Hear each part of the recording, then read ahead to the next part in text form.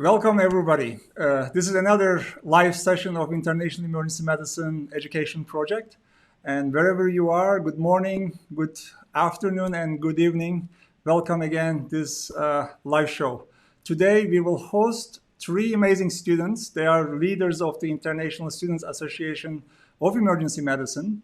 And we will talk about their journey in the emergency medicine and their plans, their activities. And before I start the program, if anyone don't know about the International Emergency Medicine Education Project, I would like to say that this project started around 3-4 years back with the support of International Federation for Emergency Medicine and United Arab Emirates University College of Medicine and Health Sciences. Since then, our organization, our activities are growing around the world, and we have multiple endorsements from the regional societies also. And currently we have more than 192, 93 contributors from the 28 countries. And we welcome you if you are interested to share something for medical students related to emergency medicine. I think our platform can be host for you. And what are our resources? We have multiple resources, but we have two main resources for medical students. One of them is IEM-student.org platform, which we share our book chapters, our infographics, our clinical videos, images, which is all of them copyright free. And also we share blog posts from the almost 40 blog authors from all around the world. And they can find some multiple choice questions related to emergency medicine in this platform also. Another big platform, we recently opened almost 1 year now, because of the pandemic affected the emergency medicine teaching too much. And we opened free course platform for the medical students who are in need. So if any students or educators interested to use these resources, they are all free for their students and themselves. And we have, of course, multiple social media accounts, which Twitter is the most active one to communicate with our audience. And we have also clinical video archive in the YouTube, and we have image archive in the Flickr, and also like this activities or the book chapters can be found as an audio in the SoundCloud. And today, actually we have two different the live sessions this year. One of them meeting with experts and another one meeting with the students around the world. Today we are doing the emergency medicine perspectives of students around the world. And as you may know from the flyer, if you see it on the social media, we have three guests, Mariam Zadeh from Canada, Nawaf El Amri from Saudi Arabia, and Rebecca Barbara from Brazil. So we will host them around 1 hour or 1 hour, 30 minutes, or maybe more. We will talk about their journey in the emergency medicine. And of course, I have a close friend and good mentor and are actually chair in the International Federation in the core curriculum committee, Dr. James Kwan, as a co-host will be with us. So hi, James, how are you? Hello, Alper. That's very nice of you. A nice introduction. Thank you very much for inviting me along again. Hello, everyone. My name is James Kwan. I am the current chair of the ISAEM Core Curriculum and Education Committee. I'm an Australian-trained emergency physician, now working in Singapore. I would like to extend a warm welcome to everyone around the world joining us for another coffee chat event. I'm really excited to be here. It's really, after our first session with the students, I found myself really reflecting and thinking about what we could do more to support them. I would like to thank Alpa again for inviting me to coffee and the opportunity to have that informal chat over coffee with some of our student leaders from the International Student Association of Emergency Medicine, ISAEM. I guess a little bit about our specialty. Emergency medicine really provides many diverse and unique learning experiences and opportunities for medical students. And I'm really looking forward to hearing from our student leaders, their experience as students in emergency medicine, and how as an international community, we could better support them as students. It's my pleasure to introduce next speaker online. It's a great pleasure to introduce a friend and a colleague, Professor Sally McCarthy, who is the current IFEM president. Sally, would you like to take over and introduce yourself? Thanks very much, James, and thanks, Alpa. It's wonderful to be invited along for coffee. It's after 10 o'clock at night my time, so it's a bit late for coffee, but good evening, good morning, wherever you are in the world. It's great to be here.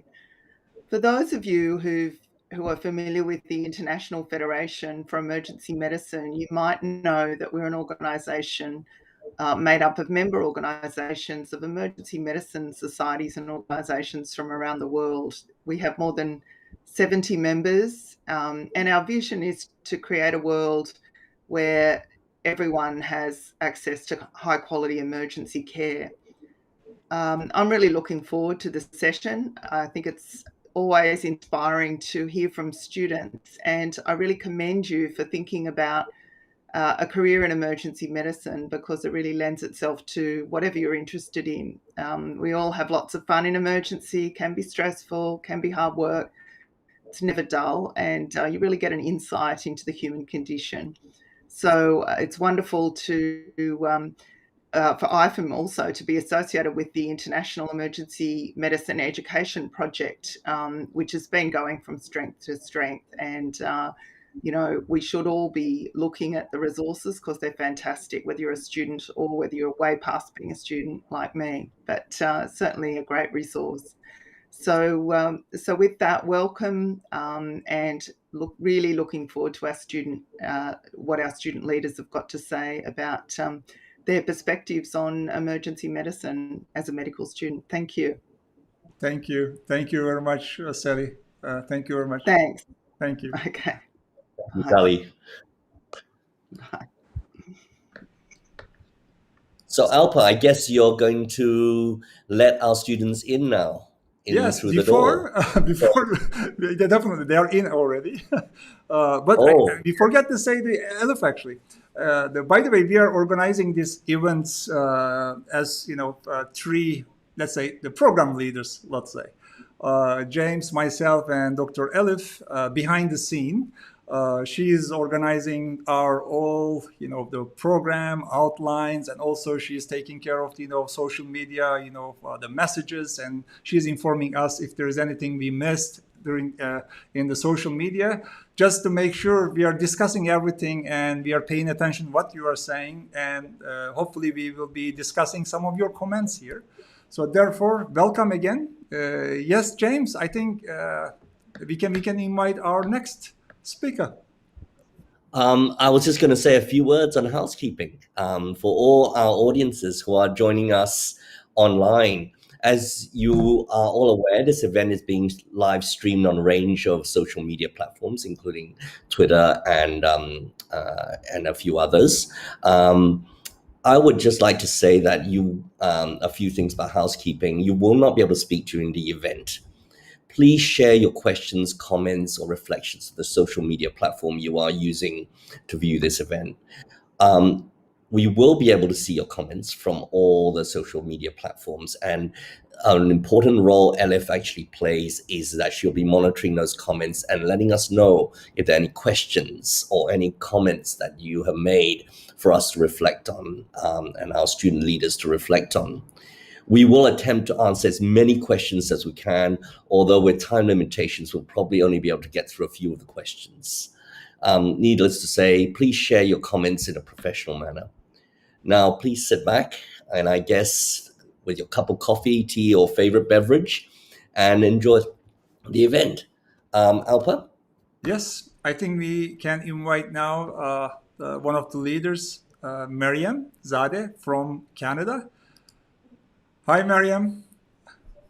Hi, Hello, everyone. Mariam. Hi, my name is Mariam Zadeh. I am an incoming third-year medical student at Queen's University, in Kingston, Ontario, Canada. I am also the president of ISAEM, so International Student Association of Emergency Medicine. I am interested in emergency medicine as a specialty, but we can talk about that later. Thank you, Alper and James, for inviting me to this talk, and I'm really, really excited to have my coffee and talk to you guys here. Amazing. Thank you very much, accepting our invitation. And yes, the next, another leader in the ICM, Nawaf from Saudi Arabia with us. Hi, Nawaf. Hello, everyone. I'm Nawaf Alhamdi. I'm a medical intern from King Saud University, doing my internship now at King Khalid University Hospital. I'm interested in emergency medicine. I'm working with ISAEM on the foam med project, and I'm also the vice president of King Saud University Emergency Medicine Interest Group. It's nice meeting you all, and I hope this will be a fruitful talk. Thank you very much joining us today, Nawaf. And I think Rebecca is also with us from Brazil. Hi, Rebecca. Hello, everyone. Thank you so much for inviting me. My name is Rebecca Bárbara. I'm from Brazil, and I live in Brasilia, capital. I am 27 years old, and I am a medical intern in my senior year of college. And an intense fact is that I am married to a firefighter. In Brazil, firefighters also provide pre-hospital emergency care, and I joke that we are emergency couple. So emergency and I were born for each other in so many aspects.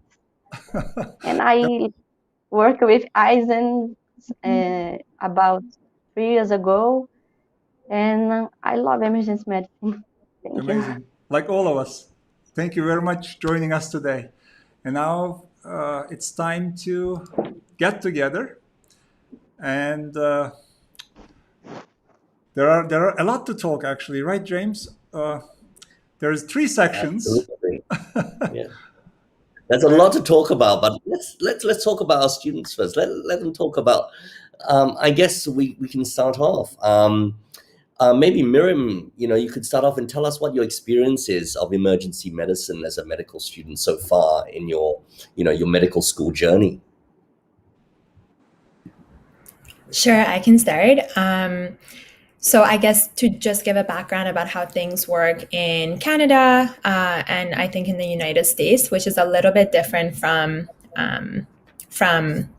Europe or other countries. So we have to do an undergraduate degree here first for 4 years after high school, after which we can then apply to medical school, which is 4 years, 2 years of basically studying and 2 years of rotations in different specialties. After which we can then apply to a specialty, which I would like to pursue emergency medicine, which is a specialty here. So what was the question exactly? What's my experience with Emerge so far?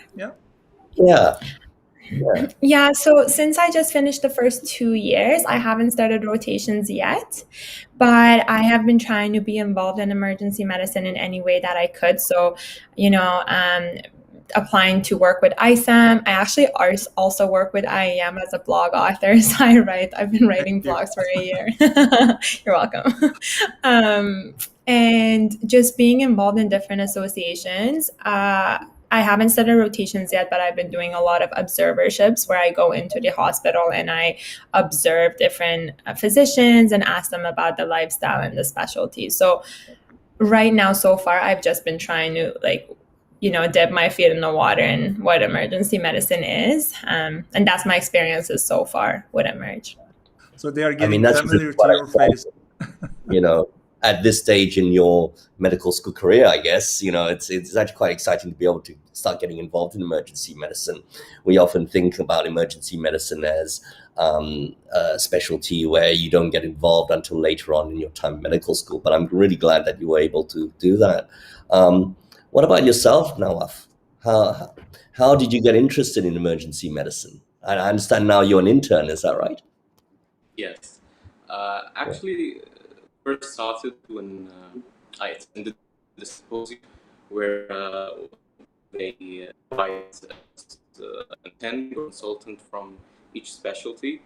And there was an emergency medicine physician who talked about what is emergency medicine, what are the pros and cons of emergency medicine, the lifestyle, and what was he was talking. I was thinking, this guy's a hero. This is really something interesting, and I got really interested in emergency medicine. But unfortunately, we don't have the emergency medicine rotation or curriculum. Up until last year, they introduced a new curriculum. So I started to get involved, taking extra shifts. I go just to a random hospital and tell them I'm interested in emergency medicine and just attend the shift. After that, me and one of my colleagues, we revived an old emergency medicine interest group at the university, and the journey started. Amazing. What about you, Rebecca?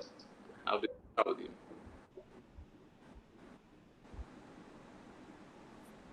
I think you are muted.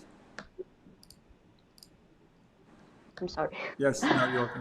First of all, I would like to make it clear that Brazil is a giant country with different contexts. There are cities where emergency medicine has been consolidated for many years, such as Porto Alegre, São Paulo, and Fortaleza. Wow. Wherever the most common context is like the one I am in, where emergency medicine is still a very new specialty. And my first contact with emergency medicine was 3 years ago through Julie Santos. She's the creator of blog Emergency Rules. And from then on, I fell in love with the specialty more and more. And with her, I learned about what it is emergency medicine, and it's like my first contact. It's not were in the college, so I have to look and outside my college for this. Okay, it's amazing. Rebecca, can I ask, maybe you said, but I maybe didn't hear well. Do you guys have, dedicated time for emergency medicine rotation in the Brazil? Yes, we have a cycle, emergency cycle in the internship. I went through the emergency cycle this semester. It was only 2 months, but I had a lot of expectations for everything I live with June, but those expectations were very broken because there were no emergency physicians in the hospital where I do my internship. Yeah. So, I think it's how important, right? Actually, in the IFM or also in our actually communication with other educators in emergency medicine, we're always saying that there are very too much variety in the around the world. Actually, the one country totally different than the other. Actually, inside the country, some institution different than each other. Too much. So some countries says the established emergency medicine undergraduate training, 3 weeks, 4 weeks rotation. Some of them don't have. And in some countries, by the way, the graduates actually go and work with emergency care settings, right? It can be maybe EMS, it can be maybe, state hospital emergency department. And around them, there are no residency trained emergency physicians at all. So therefore, and we believe that undergraduate training for emergency medicine, I think, is a kind of very important issue that we need to address. What do you think, James? Yeah, I think really, I think it's context based, isn't it? It's where, as you say, there's a wide variation in how students experience emergency medicine. Some places, even within the same continent or the same country, have different, different experiences. Whether they have a dedicated 4 week rotation clerkship versus a more ad hoc experience in the emergency department, when we were talking with our African colleagues, from the African Federation of Emergency Medicine. So I mean, I'm really interested actually. Now you talked about you had someone that you looked up to, and that's how they got you excited into emergency medicine. What challenges did you face when you were when as a medical student, in the clinical setting of the emergency department, what what challenges did you face as a student? The first and the most important challenge that I faced is that when I first got to first in medicine, there was no rotation. Just all I had to do was an extra. I worked an extra shift. I took summer training, and I introduced myself knowing almost nothing about emergency medicine. So I had to take self-directed learning, which suits me actually. So I had to look for online resources to educate myself about emergency medicine. Um, it was kind of weird actually to just attend the shift and say, I'm a student interested in emergency medicine, I'd like to attend with you. But you actually find lots of cited physicians who are willing to teach you, who is that challenge for me. Um, so I can say that the biggest challenge that I faced is that there was at my time no good undergraduate training for emergency medicine. In contrast to It the sounds like really, postgraduates, yeah. very good. Yeah. It sounds like a really sort of ad hoc sort of, you were really had to be motivated to get yourself involved in emergency medicine. Um, and, that this is some of the challenges that our students face, I guess, across the world. What about yourself, Miriam? I suspect that as, in your first and second year, having already done a degree, you were excited to go, right? You were excited to go and see patients, etc. So what challenges you face when you actually wanted to get yourself in and into the emergency department to see patients, etc.? Yeah, I would say that, well, right now I haven't started my rotations, so I don't know of the specific challenges that might be faced then. But I guess since Nawaf and Rebecca talked about some of the challenges in their countries, I can sort of maybe talk about mine. Emergency medicine here is a specialty, and it's actually one of the most competitive specialties. So almost every year for the last few years, it is in the top 4 most competitive specialties, following, dermatology and ophthalmology, which I think are quite competitive everywhere.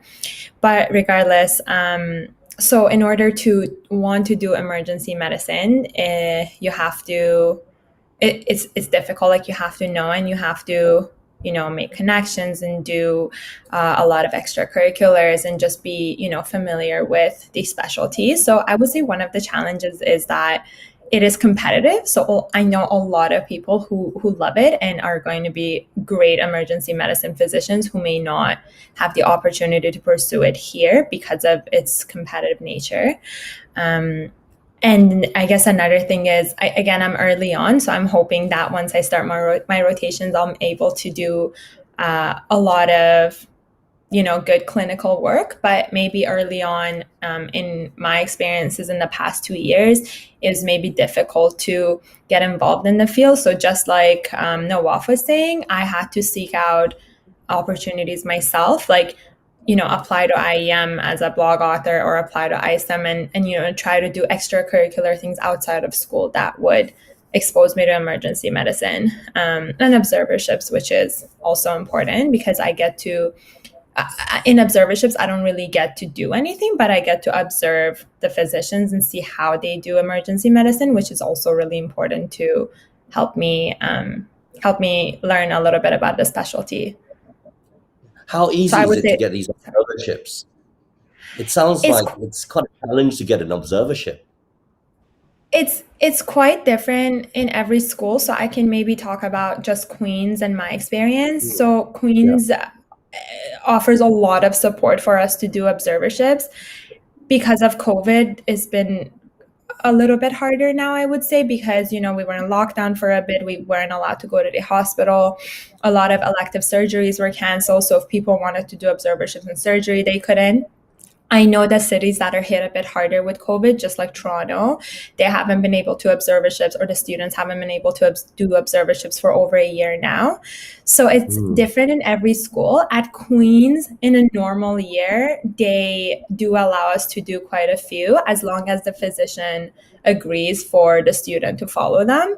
And I think that's honestly one of the biggest strengths of the medical school that I go to, is allowing us very early on to do observerships in almost any specialty that we want, just so we can get a bit more experience about what it is before we start our clinical rotations. Great. So in a normal year, it was quite easy. I would say because of COVID, it was a bit limited, but still possible at Queen's.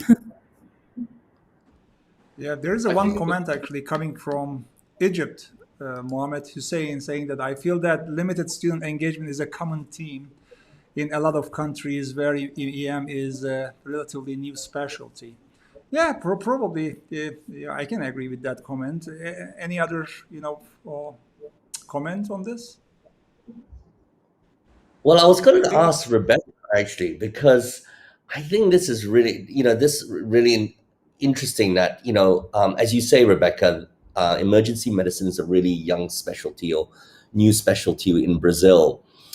How have you found in terms of, challenges in getting experience in emergency departments? Have you found that easy? If not, what did you actually have to do? Well, the main difficulty I see now is people accepting the existence of the specialty here. Understand that emergency room is not just a place of passage, is not where you stay until you arrive at the residence you want, or where you work when you need extra money. When I talk about my choice, everyone questions me. Where are you going to live on shifts? So yeah, I am. It's not like this here in Brasilia. They are still making way from the specialty, but are already got jobs, and hospitals already realize how different it is. And when you have emergency physicians on shift, and the other challenge was not having emergency physicians on the departments. So not the doctors and staffs is not prepared to learn and teach about emergency physicians. So it's a little difficult because we have to look in extra shifts. You really have to be motivated. I take my hat off to you in terms of the challenges that you face to get in, compared to the different systems where, the universities are very supportive of students, going through the emergency department and having experiences in emergency medicine early on, to what you seem to be describing, Rebecca, is that you actually have to put in the extra effort to engage with our specialty in your country, and I suspect that will evolve over time. I don't know. I suspect that may change and evolve over time, and it's not made any easier by COVID, has it? I think that's all obviously impacted on all of us. Yeah, definitely impacted. Actually, I wonder what did you guys found very attractive in emergency medicine? Why did you get so attached to emergency medicine? So, what was really, which aspects actually attracted you in emergency medicine? I can go. love how quick Yeah, no, I've got. I Go now. personally love how quick it is paced. I love seeing patients improve rapidly. I see the effect of my work on patients. It gives me satisfaction, actually. And there is a continuous education. You learn at every shift. So just by attending a new shift and connecting with other exciting physicians who are willing to teach you, you can find always a new topic to discuss. You can always know that you don't know something, so we are willing to learn that topic. One of the most important things that helped me engage in emergency medicine was initiating the emergency medicine interest group at Kingsfield University. And all that's due to our professor, Dr. Fahad Bougayan, who may be presenting today. I'd like to thank him if he is, because this man actually supported me in various ways and supported the emergency medicine interest group in various ways in regards to research opportunities and lifestyle advices. So this is the main thing that helped me through emergency medicine. Great.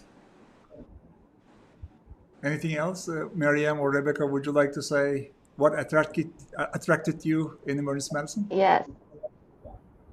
When I started college, I be the next Christina Young from Grey's Anatomy. So I found myself lost in the midst of so many specialties. How could I choose just one human body system to work with? What do you mean just take care of the heart or lungs or bones? That didn't make any sense for me. So I believe that the main point that caught my attention in emergency medicine was precisely seeing the individual as a complete human being. You need to be prepared because everything will be interconnected. Sounds like solving a detective game to me. So I love it. I like not having to choose just one organ to deal with. I like the idea of making a difference at the worst time in that patient's life. I like the fact that there are also many procedures to be done, and I'm not a emergency physician yet, And but like I all of know us, it's I guess, is that all of us have short attention span. I guess. I don't know. Probably. You must have read that BMJ article, right? That No, they I have didn't read that. I saw it, but I will read. of professionals, medical professionals. And I think we came down to you have to have a short attention span and you actually have to be crazy or something along those lines. I may have got it wrong, but I think that I have a short attention span and crazy. So I guess some of us were potentially like that. But I guess your point about TV shows really make a sort of getting people interested. You point out Grey's Anatomy. I mean, in my time it was ER. I Yeah, suspect it was yours as well, right? yes, yeah. What about you, I Noah? even like Grey's Anatomy anymore. I don't like surgery. I just passed Was this. there a specific television series that affected you in any way, or any sort of media that affected your decision to or to get interested into emergency medicine? I actually loved it's a great Oh, show, okay. even though it's but I actually love it. Each episode is covering a different perspective, different issue. It's a great show, actually. Yeah. What about you, Mariam? I don't know if there was quite one show that made me interested in Emerge. I did watch Grey's Anatomy at the beginning of it, and which made me think like, oh, medicine's cool, or House MD and things like that. But I guess like to add to what everyone was saying, I do love Emerge because of all the it's general. You get to work with a lot of every population. It doesn't matter what they come in with, you help them, whether it's something really small or something really big. One aspect of emergency medicine that I personally love is the teamwork aspect of it. I just love that in every shift you work with physicians and nurses and patients and phlebotomists, and I just love that you're always busy. Even the first responders, right? Like the police and firefighters and just everyone that comes through the door, you get to work with them. Again, not having the greatest attention span, I think that's great because I'm always keeping busy and talking to so many people. So yeah, I think that's great. And I guess the thing is that we don't choose our patients. Our patients choose us. Yeah. If you think about it, we don't have a choice. And I think for me, that's been the greatest sort of attraction is that they have chosen to come and see us, and they come from various walks of life, and they come from, with different, some exciting, some not exciting presentations, but that is about looking after them. I guess we have a role in looking after patients, whoever they may be, that walks through our door. I think that's why emergency medicine is so great. Is that the patients themselves. Alpa, Yeah. I mean, I think it'll be interesting to find out as well. We have some student leaders here from this organization called, what is it? The International Student Association of Emergency Medicine. Yes. So I really would like to actually find out a little bit more, because I actually don't know very much about this organization. Yeah, I knew, So but I definitely know we need you to do, discuss. but I actually don't. I'm going to be honest with you. I don't, and that's why I'm having coffee with them. So, so Nice. I don't know. Rather than all three of you jump in at the same time and then we get everyone speaking together, maybe let's start on Miriam. You're the president, right? So, I guess tell us a little bit about your organization. Sure. So I jumped in as the president of ISAEM in beginning of this year. So I know the association is relatively new. It's less than 10 years old, and it was founded in Denmark. But so ISAEM is an international non-for-profit student organization with the aim of connecting medical students all around the world. And we do have a few main goals, and it is to encourage international collaboration and cooperation between medical students and organizations in Emerge. And it is also to promote education, training, and research in Emerge amongst medical students in the world, and to facilitate essentially develop like emergency medicine related content and lecture. And I think the main goal is honestly to just connect medical students around the world who are interested in this one thing, which is emergency medicine, and to promote collaboration, education, and really anything. So as the current president, I always tell my team, I'm like, do whatever you want, just come up with ideas and I'll support them, because I really think it can go in any direction, right? And there's been some really good initiatives, some of which Nawaf and Rebecca can talk about. But yeah, that's basically the goal of ISAM, is to encourage collaboration with medical students around the world and create a place for medical students interested in Emerge to come together all globally. I'll let Nawaf or Rebecca talk. Actually, how did you get involved? I mean, it seems it's a big organization. I've been to your website. It's a big organization. How did you get involved in this in ISAEM? Yeah, sure. So again, looking at different ways to get involved in emergency medicine before clerkship, before my rotation started, I was just, trying to find different platforms or different organizations that were related to Emerge. The first one I actually came across was IEM, and I became a blog author for them. But then from there, I think it was on Twitter that I was looking at different organizations, and I saw ISAM. So I actually reached out to the last president, who was David, and I asked him how I can get involved. And he told me that they're going to put out a call soon for the new leadership team, because David moved on. He's a resident now, and a lot of the team changed. So when they put out a call for leadership positions, I applied to be the president or the co-chair and some other positions, and I guess they liked my application. So that's how I got involved. It was through a call. Wow. Yeah, no, I'm always curious how you managed to get involved at such an early stage. That's really great, in terms of opportunity. Nawaf, how did you get involved? Actually, while working on the emergency medicine at King Saud University, we had a lot of support. So I had to come up with ideas. So one of the main ideas was to form a collaboration with an international association. So I did my research and I saw the ISIM application form, and I applied. So as Miriam said, they liked my application, And I joined the FOMID team project. And since then, I've been working with them. One thing I like about ISAEM is you're dealing and working with people from different cultures, from different with different mindsets. This is very intellectually enriching, actually. I like it. It is everyone is having a different problem with a different solution. Every day and every project is a new challenge, a new idea. So since then, we are working on multiple projects. Maybe we can talk about that in a different point later.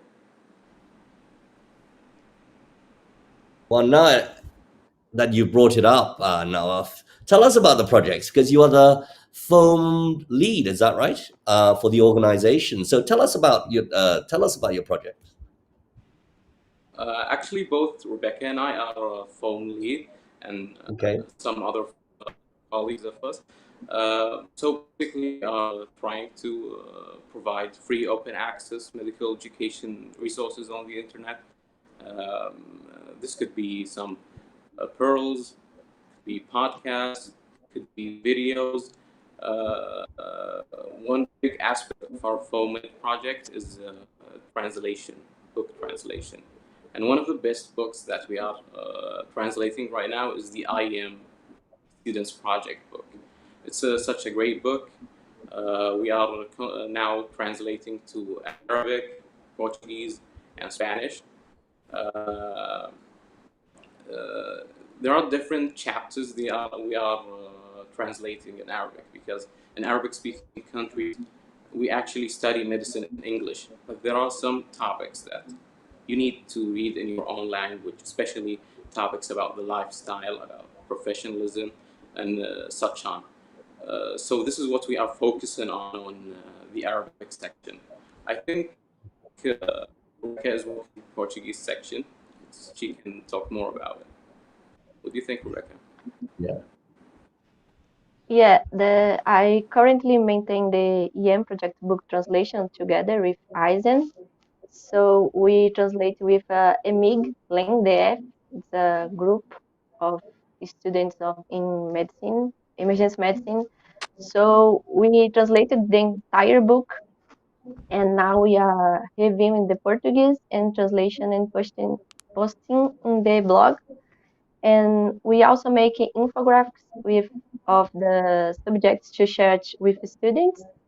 Uh, Here in Brazil, the Instagram is the social media most useful. So I hope we use more the social media to access the students, but we need to maintain the quality of information. So I believe that this project manages to unite the two parts, quality and accessibility to amazing material. So that.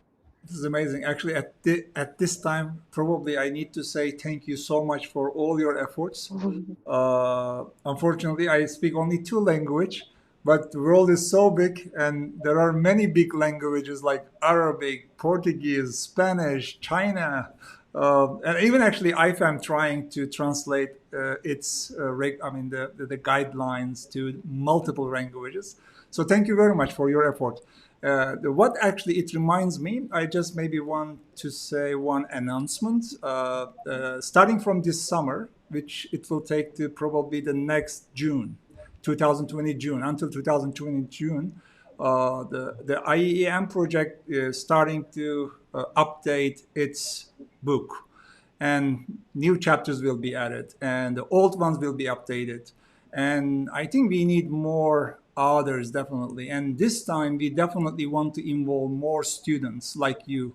So we definitely open our doors, particularly yourself, because you're already inside that process somehow. So we will definitely like to see you guys as an elder with your seniors. It can be great in our project. And also, I Sure. think we also need to ask multiple questions to you before we start. What are your suggestions? What we can do better for the next edition? So probably we will ask these questions in following couple weeks probably. And thank you so much again. So I mean that's Alpa. I mean, to have our students peer reviewing the textbook is really quite, I guess it's really important. Actually, it's an important thing. It's also quite innovative. I mean, in the sense that actually this textbook was written for students, so it would be nice to have them think about, is this pitched at the level that they would like it pitched at, as a for a student? Is this something that's readable? Ultimately, it's we always talk about textbooks, so we always want to go for the smallest textbook. Some of us, will cram the night before an exam, but I guess a textbook that is used by a range of students and they find it useful. So, which leads me to the next question, actually, because I think you mentioned, Alpa, that reaching out to students during that COVID period, IEM, would have been an ideal resource, the course that emerged out of the textbook itself. I'm just curious, from Miriam, Nawaf, and Rebecca, were you aware that there was a course associated with IEM? Maybe Actually, Rebecca, you like to start. Oh, sorry, is that Nawaf? Yes. Nawaf, go yes. ahead. Actually, yes. I enrolled in the course and it was very, very useful. And I would totally recommend it to anyone who's interested in emergency medicine with who wants some undergraduate training in emergency medicine. I totally recommend it. It's a great project, actually.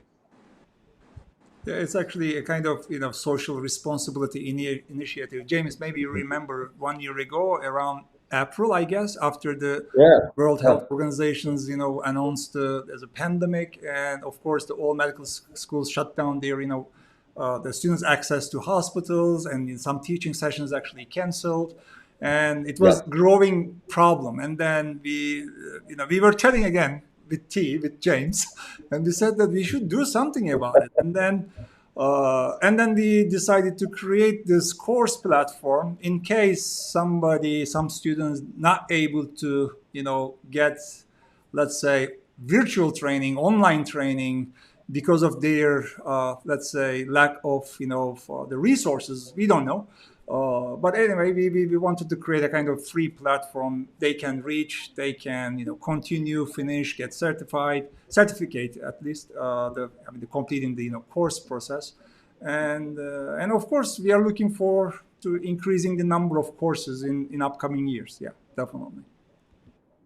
So I guess it's a resource, from social responsibility point of view, to get it out there that this is actually available for all those that are still struggling with getting back into the clinical setting.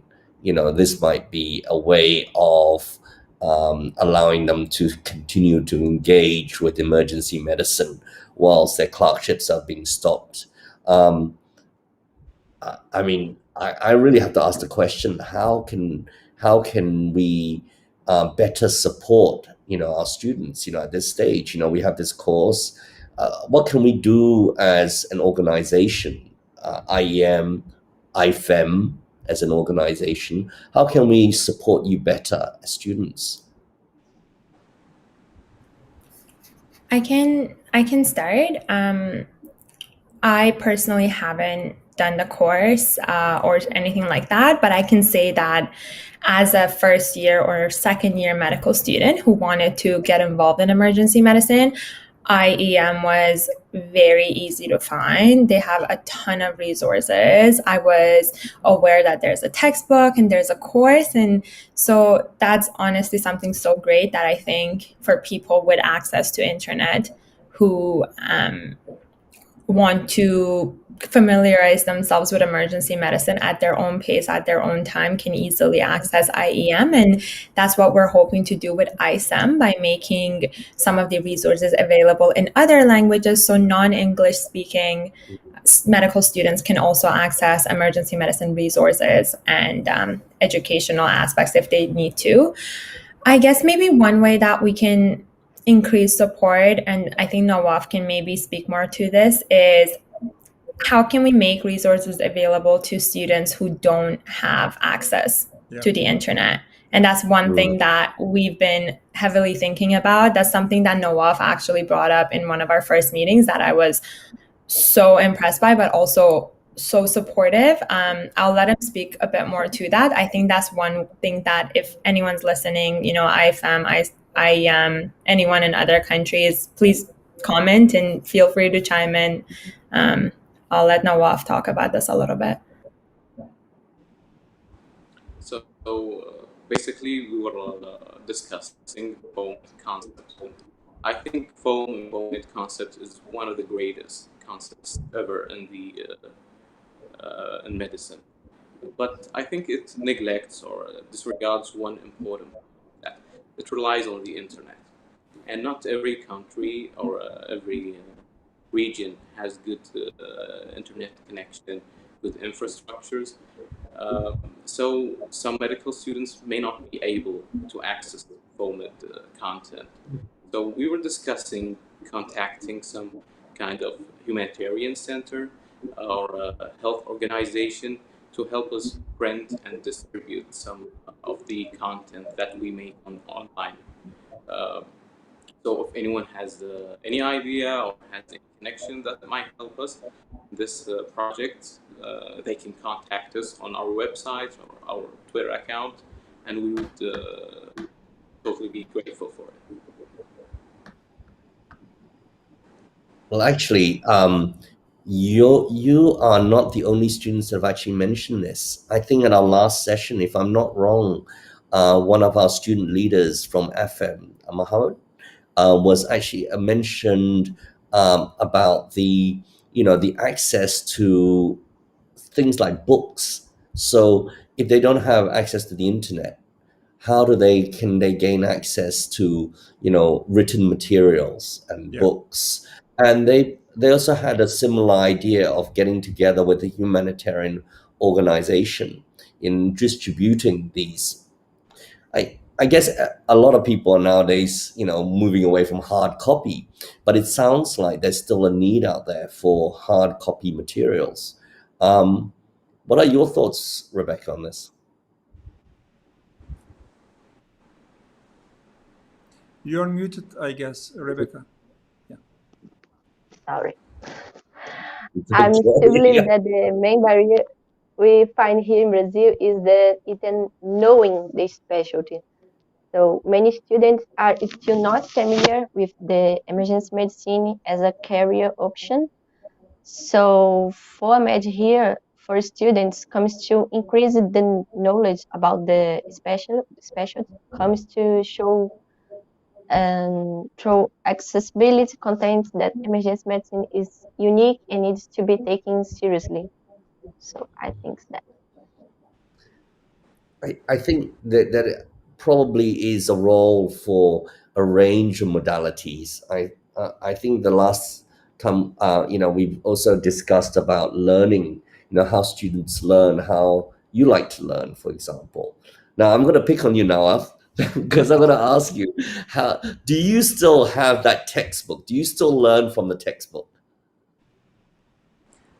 I actually never had a hard copy except for maybe 2 or 3 textbooks. Otherwise, I prefer the PDF versions and the electronic versions and videos more than textbooks. I love More to than use. textbooks. That's one of the main reasons why I love the IEM emergency course. It has some great, exciting videos in collaboration with Lecturio. That's why I really loved it, and I would recommend it to anyone. Miriam, how do you like to study? From a textbook or from a virtual, from your iPad, PDFs? Yeah, I usually mix it up. I like to just, write on my iPad or, watch videos, a bit of listening, a bit of reading. But honestly, personally, I always love textbooks. I just love that you can write on them and highlight stuff. And I know now you can do that on the iPad, but still, if I have the option of buying a textbook versus looking at the PDF, I usually pay and buy the textbook because it's just, I don't know, I just like the physical sort of copy. Or even reading a book just for fun. My mom, got this, I don't even know what it is, this iPad where she's like, you can get any book, but I still like to go to the bookstore and select this one book and pay the whatever money and read it and then toss it away. So I like the physical copy. I don't know. You're not the only one. I still treasure my Tintinellis. I've got 3 signed copies of Judith Tintinelli's textbook. So, I mean, that's really great that you do mix it up. I think most students will mix it up and tackle a range of resources. Alpa, how do you like to? What do you like? Do you being the author, I guess, chief editor of No, the I'm IEM. just arranging, collaborator, contributors. I'm not expert of anything. You still take out that big textbook and Yeah, go through honestly, I like the smell of the books in general, and feeling that sorry for my English, I cannot find your exact words, but kind of that the feeling when you touch the paper, I think is very interesting, nice to me, and turning pages. However, the reality is I don't buy textbook anymore, unfortunately. I just, for use what we have as a resource in the college, in the university, and as Nawaf says, PDFs for articles or some, downloadable free books, or otherwise just, online, connected, the publishers of main textbooks. But the interesting thing is, I still read the same textbooks. I'm not changing the text. I mean, Tintinelli or Rosen, the same. It's continuous in almost 20 years now. So it's, strange. Yeah. And Sorry, that's so. yeah, Oh, that's so go ahead. interesting. So you do use Tintinelli and Rosen because I've heard all the emergency medicine specialties. The 5 year uses the Rosen and the 2 years uses the Tintinelli. So that's so interesting. Yeah, it's I, all I've got under. to I've got to put a plug in here and say yes, there's Tintinelli, there's Rosen, but there's also Cameron.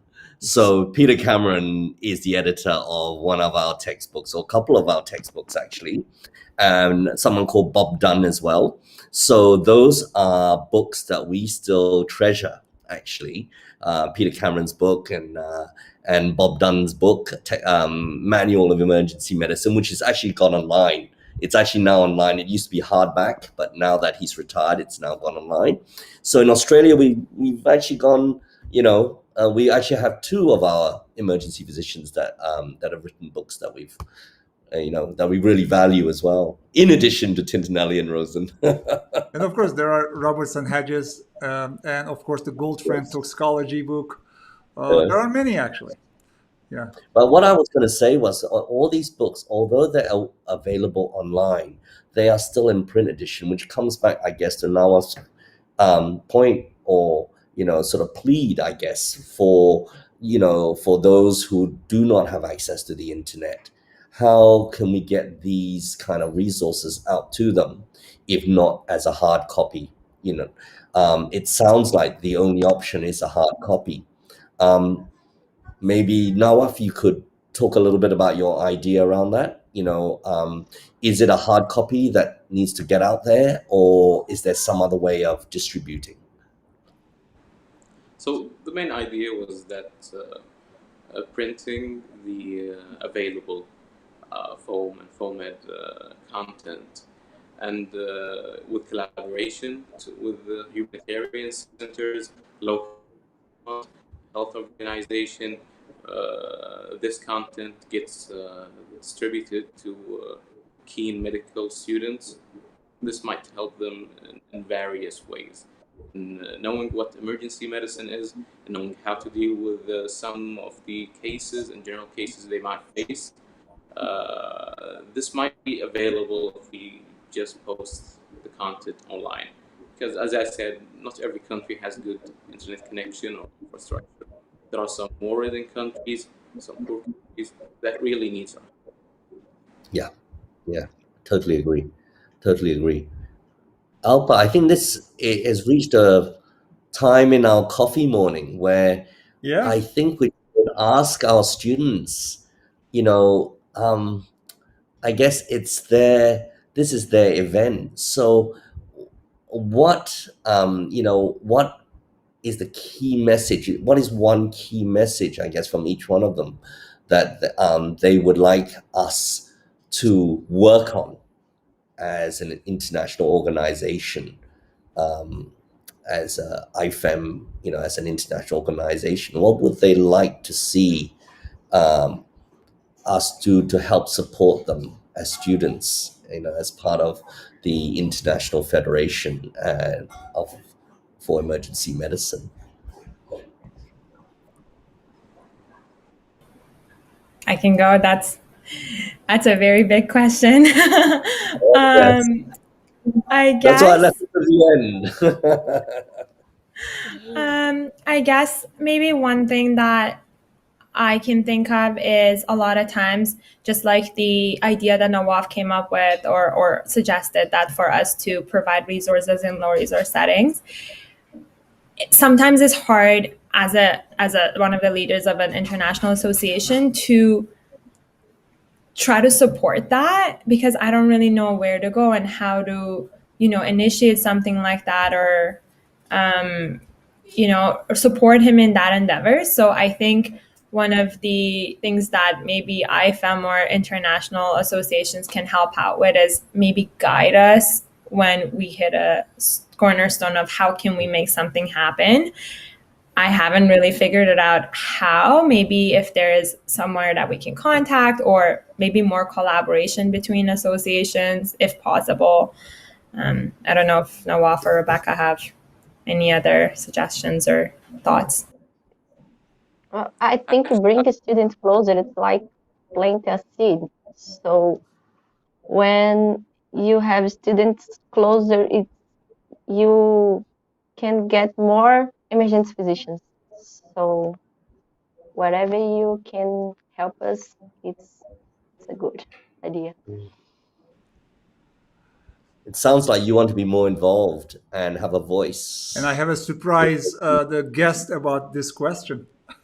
Voice within the organization, yes, within IFEM. Yep. Nawaf.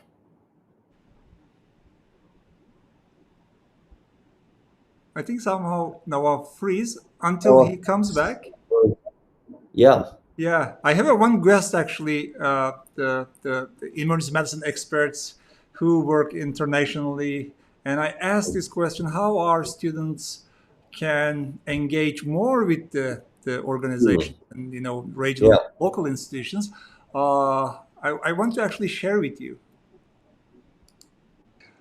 Terry, welcome. How are you?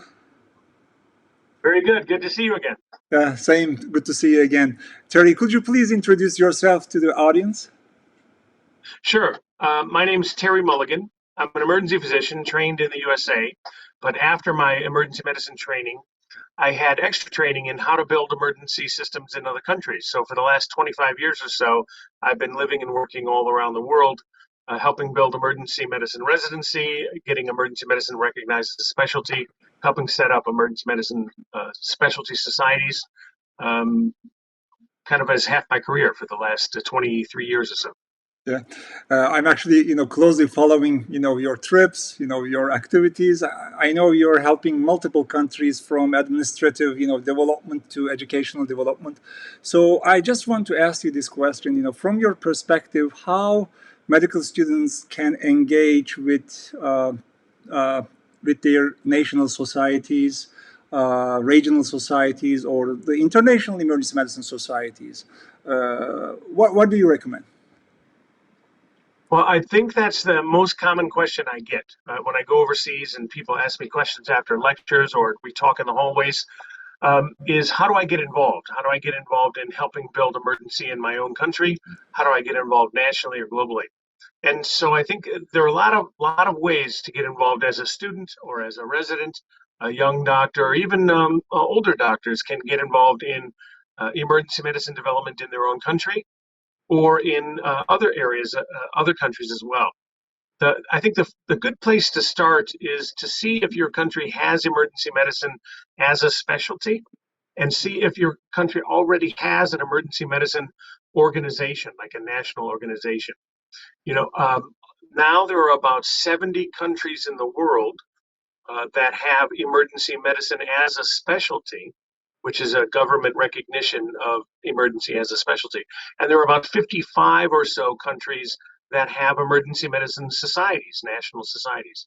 There are also regional societies. So if your country doesn't have an emergency medicine society yet, there are a lot of regional societies like the African Federation for Emergency Medicine, or the European Society of Emergency Medicine, the Asian Society of Emergency Medicine.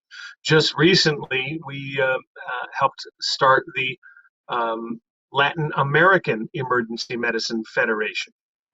So there are lots of ways to find out if your country has an emergency medicine society, and if it doesn't, your region most likely does. And you can go to the IFEM website. IFEM is International Federation for Emergency Medicine. So it's ifem.cc. And there's a good listing of all the organizations that are members of IFEM. And nearly every emergency medicine society in the world is a member of IFEM. And they have their contact information there. And you can find out, does my country have an emergency medicine society? Because that's a good way to start as a student, to get involved with that society, contact them, and they usually have committees, or some societies also have student groups. And if that country doesn't have a society, you can also look to the regional society or to the global society, which is the IFEM. Amazing, amazing. Thank you very much for your actually insight about this question, and thank you very much also the saying that there are actually resources that medical students can reach and move forward. Terry, one more time, thank you very much. I know you're in the clinical shift or starting now, so thank you very much. Hope to see you here again. Okay, great talking to you, and tell everybody I'm excited that there's so much interest in emergency medicine, and if they have any questions, they can reach me through the IFEM.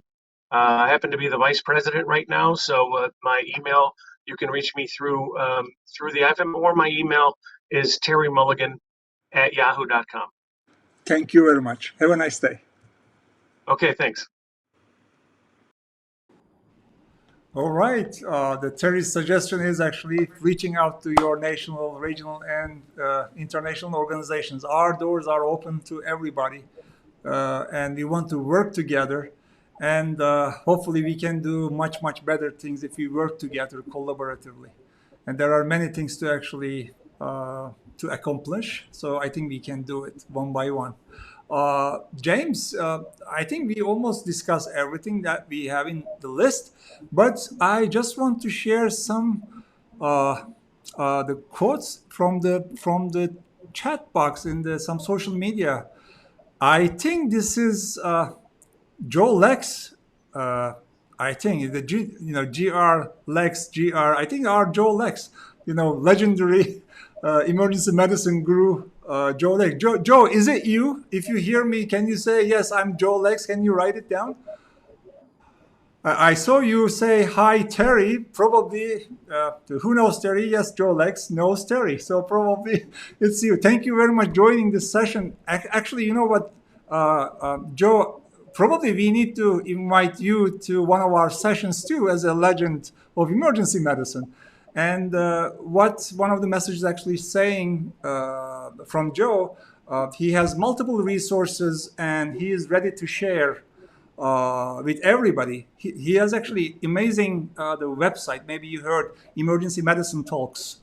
It's just MP3s of multiple very, let's say, emergency medicine expert around the world who presented something in any conference. You could find those talks as an MP3 in Joe Lex website. It's one of the first formats, actually, the websites. I think still is active. And Joe has not just this one, probably Dr. Lex has multiple resources which he can share with us and we can share with the students who are in need. Joe, let's talk about this definitely, and we definitely like to invite you to this session, one of the sessions in the future. All right. Any other things, James? No, I think our students here and then the student leaders have really given us a lot of food for thought again. Really thinking about how we can engage, help them more, or get them more engaged within the international community. I think, there are many student organizations out there, emergency specific or otherwise, who'd like to engage with us more. I guess our committee door is always open. They're always, we're always welcoming people to come and sit down at the table and have listened to what we have to offer and our projects. And a lot of them make very useful contributions. So, I think it would be nice actually to have students on, as sort of members of our committees, to give context to what we do. Because ultimately, they're going to become our leaders, the leaders in emergency medicine one day. So I think that's really important that we try to engage them and give them a way to, a clear path to be engaged more within that international community, rather than having to dodge around and see where what to do because of this uncertainty. I think Miriam brought this up, was trying to get things done as part of their organization and how we can help them get things done as well. So I think that's been a really useful time in reflecting on that on our coffee morning. Yes, definitely. We need you. We need you in our committee too. I definitely agree. Yeah. All right. Definitely. Yeah, go sorry. ahead, Mary. I guess I just jumping in for ISAEM as well. It's the same thing. We are relatively new. I did just take over the role. We also have our vice president, Will, who's not here today because of the limit of number of people that could be invited. But we're always looking for med students to join. If you speak another language, we would love to have you on board as a to help us translate. You don't have to take a leadership role. The FOMED leads are Nawaf and Rebecca, who have been doing the translations themselves, but we're always looking for more students to get involved, to help us make more resources more accessible to different countries who speak different languages. And there's many other projects for you to get involved in if you want to have more of a supportive role. So if you're listening, you're interested in joining, definitely send one of us a message or, visit our website. We're always looking for more med students to join us. Great. Any other comment from Nawaf and Rebecca? Anything you want to say?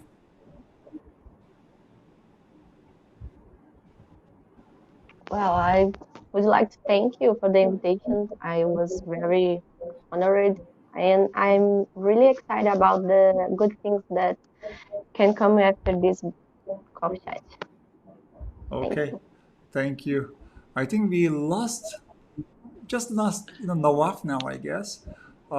James, do you want to say anything as a closing words? I think it's been a pleasure. Thank you for inviting me along the coffee again. Thank you for great company, great coffee, great company. What more can I ask for? I guess it depends on whereabouts you are in the world. Some people are still waking up. I'm just about to go to bed. So it's actually been really insightful. I think our sessions with our student leaders have really been insightful. They all of you have come up with very similar comments and reflections about various things, how you learn, how you got into emergency medicine, what your challenges are, especially during this period of COVID, and the impact that it has on your education. The challenges are not only having access to FOMED, but what if you don't have access to FOMED? What are the alternatives? And ultimately, how to allow or facilitate your engagement in that international community, in emergency medicine as well, amongst our, within IFEM itself. So that's another, fruit for thought, I guess. We have great support from our president and the leadership. Sally has been very supportive.